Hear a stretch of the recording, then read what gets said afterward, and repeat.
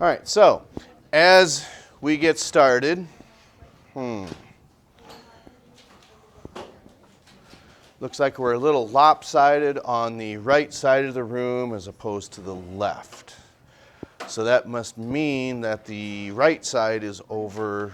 No, there's actually more on the left side than there is on the right side. Okay?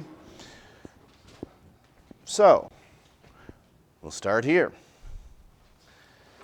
Name any glucocorticoid.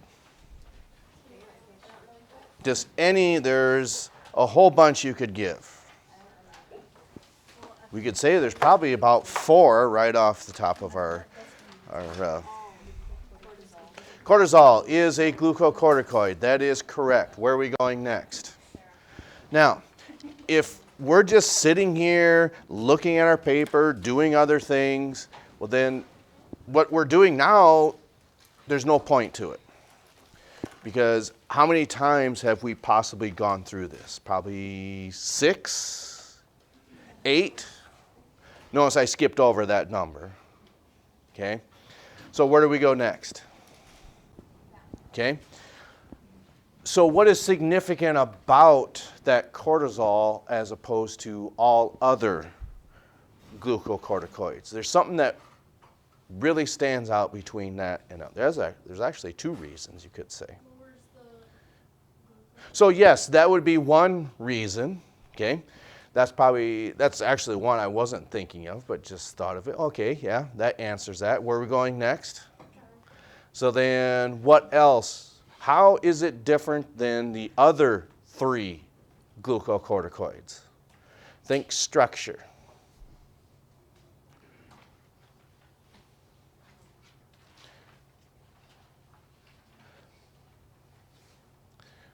So if we were referring to insulin or, let's say, glycogen, we know those are hormones too, but their composition's different. How's it different than this cortisol?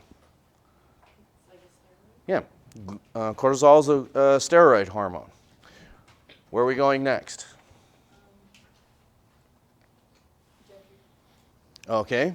Well, it should be, yes, I'm next. That's what we should be thinking. Okay. Name 2 hormones in a negative feedback mechanism. We just gave you an example just less than a minute ago.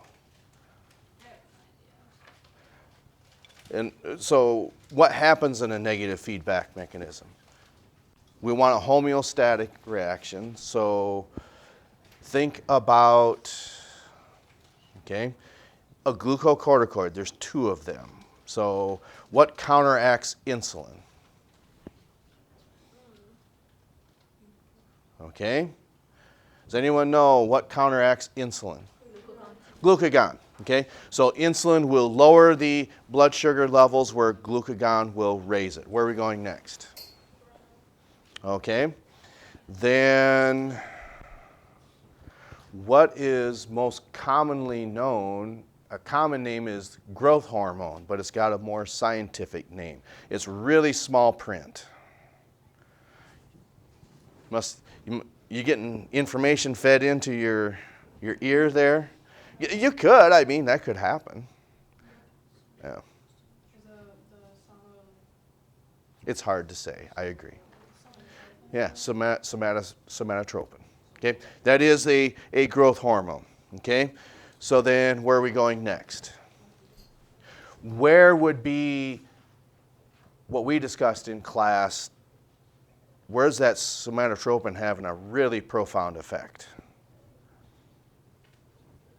Because what does somatotropin do? It's got a common name, a growth hormone. Well, it does that, but where? We gave this as an example when people start going vertical. Okay? You know, not muscles. It's bones. In long bones, your legs and you could say your arms too. That's where somatotropin is having an effect on it. Where are we going next? Okay. Then,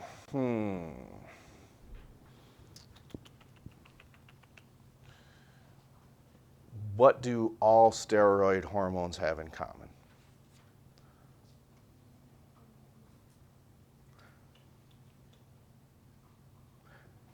They've got a structure in common.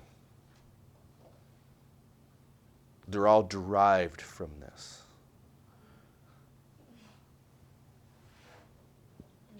See, this is an example where we're talking about alkanes, alkenes, and alkynes, all the organic families. When we go through these and we hear the answer, it's like we're playing Jeopardy. Oh, I did know that. So it's what cortisol, testosterone, estrogen, and aldosterone. They all have this in common. They're composed of this base structure. Little help. Cholesterol. That's right. Where are we going next? Okay. Then let's see here. We said that blood sugar levels is a negative feedback mechanism. What mineral acts as a different negative feedback mechanism? So it has to be a mineral that gets raised in your blood and then one gets lowered in your blood. So it has to be, so it's got to be a mineral corticoid. Yeah, that's the one. Parathyroid hormone and then calcitonin. Where are we going next? Okay, so pick one of those two hormones. So what is the significance of calcitonin? Yeah, so it does that, but where does it put those calcium ions? Doesn't it say that on your? No. Yeah, it goes into bone tissue. That's right. Okay, where are we going next? Okay.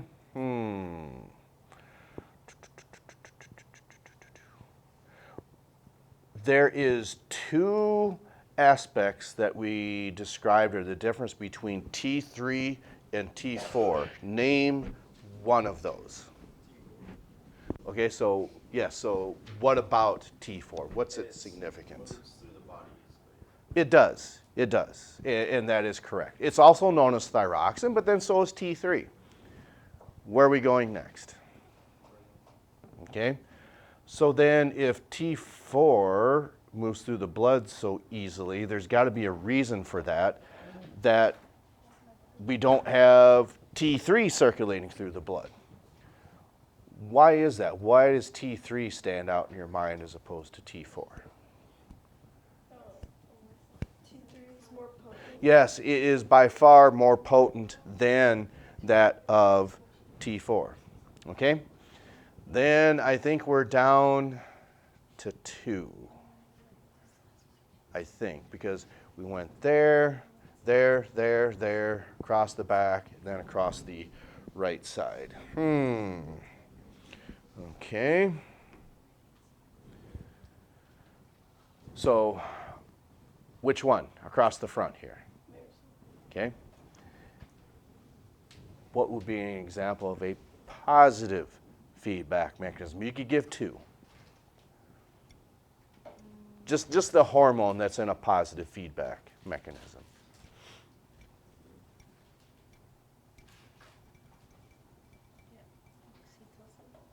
Okay. Yes, oxytocin. So what does it do? Contractions and. Yeah. What it does is when a mammal or human, when the female is coming to term in their pregnancy, that oxytocin will then be released, and then it starts to stimulate the uterus when it's getting time to give birth. So then, since we're on positive feedback mechanisms, what is it about epinephrine and norepinephrine that makes that a positive feedback mechanism? Something must be amplifying or changing. You could give 2 examples. Something is really increasing. And it's probably doing that right now. Yes, heart rate goes up, okay? So then I think that's part of growing up when we stand in front of people, when we answer questions in front of people, maybe it's awkward, maybe it's uncomfortable, so then that's when your heart rate might start to go up because we're starting to release some more of that epinephrine, otherwise known as adrenaline. Okay, we were supposed to get to adrenal glands last week, and this could be the last time that we do this where we go through each and every student and just ask random questions about that table. Is that worth your time? Yes. Okay? And then should that be, because there was more than one of you individuals, I'm not looking at anybody, one of the things to keep in mind is, okay, if we're struggling with that, that just might mean, are we really listening when we're going, and maybe we are listening when we're going through these. But that's the whole goal of this, is that shoot, I didn't hear this go beep, beep. Okay, must have just done that. Oh well. So we probably took too long to go through that. The overhead was getting a little warm, so it shut off. So hopefully it turns back on. I probably should have just opened it when we were going through that question and answer session, or whatever you want to call it.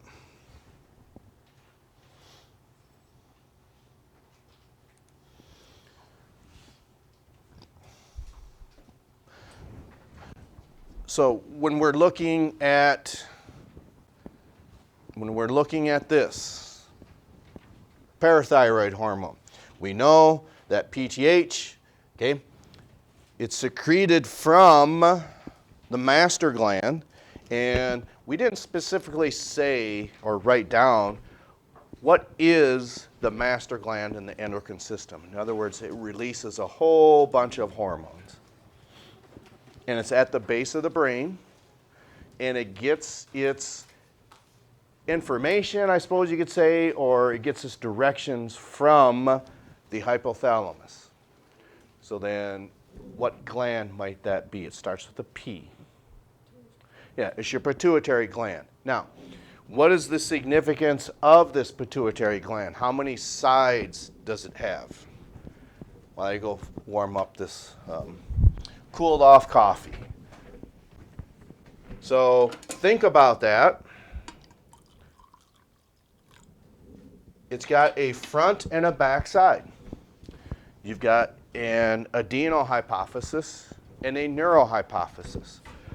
So once we say that, what might be an example of a hormone that comes from the backside or the neurohypophysis?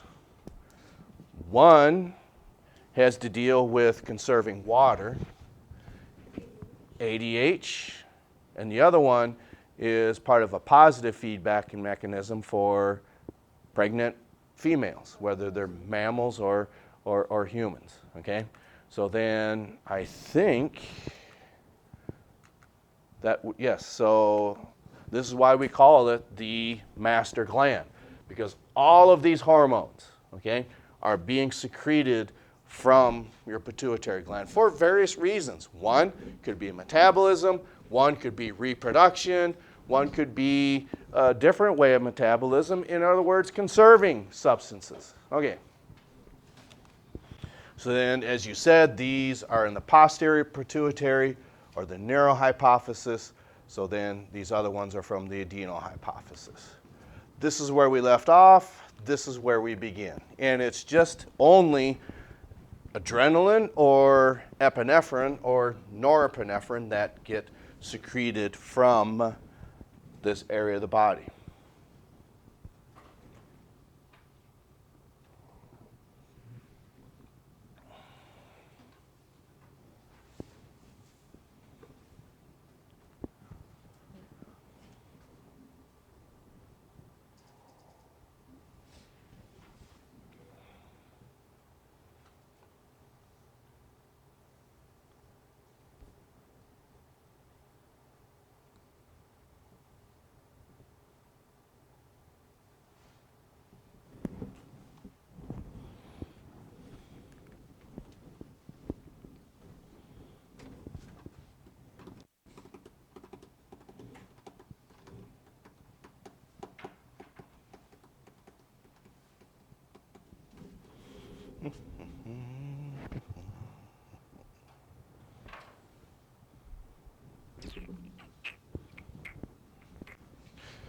So I wonder what it's like on the other end of this recording for some of you who have been gone for various reasons. We have two that will possibly be tuning in later.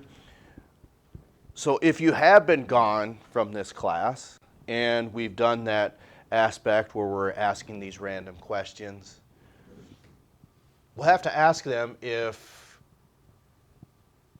they're sitting and listening to this and saying, I know the answer, I know the answer. And then maybe not. Or can some of you comment on that if we've listened to this after being gone? Because I know some of you have missed class for various reasons and then maybe tuned in later. And if we are listening to that, do we say, yes, I know the answer to that? Yeah. Or maybe, oh, no, I have no idea what they're talking about. You as well as be talking Greek. Et tu. Oh, no, that's Latin. Does anyone know what et tu brute means?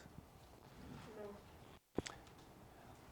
I believe it's when Julius Caesar was assassinated by all of his senators, and one of his closest senators' name was Brutus. And they all conspired to assassinate Julius Caesar. They're all taking, you could say, short swords or knives. They're all taking their turn stabbing him because many times in ancient Rome, people were assassinated. In this case, all of a sudden, Caesar turns around and sees that Brutus has a bloody knife, and he looks at him and says, Et tu, Brute. It means, you too, you're along with this conspiracy. That's what Et tu, Brute means. Yeah. See? Learn something every day. Not only just anatomy and physiology, a little bit of Latin. I mean, you can ask Miss Kahn that if she knows what Et tu, Brute means. I would not doubt that she probably does too. Okay. Look at this. This is rather peculiar. When it says this will last longer than sympathetic neurons, what is lasting longer? So think about when you're asked these various questions. Oh, crap, I don't know. We just talked about this. Something is starting to elevate inside your body. Your heart rate's going up, okay? But think about this. When muscle contractions take place, is that quick or is that a really long drug out process? Muscle contractions? Oh, muscle contraction. Okay, so we're talking about these in the nervous system. These are very quick. So what we're talking about when this lasts longer, we're talking about hormones because they are broken down more slowly than neurotransmitters like acetylcholine and the enzyme acetylcholinesterase that actually performs that. Okay. So then I want to get through this one, and then we can talk about cortisol tomorrow. So we know that this makes sense as being what we call a prostaglandin. Okay?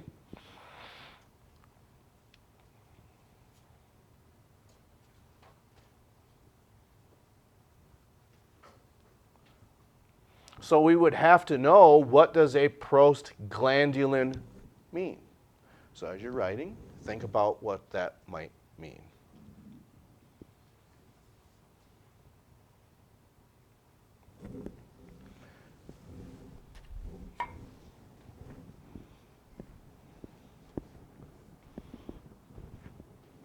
Because maybe that should be one of our questions that we ask when we are reviewing.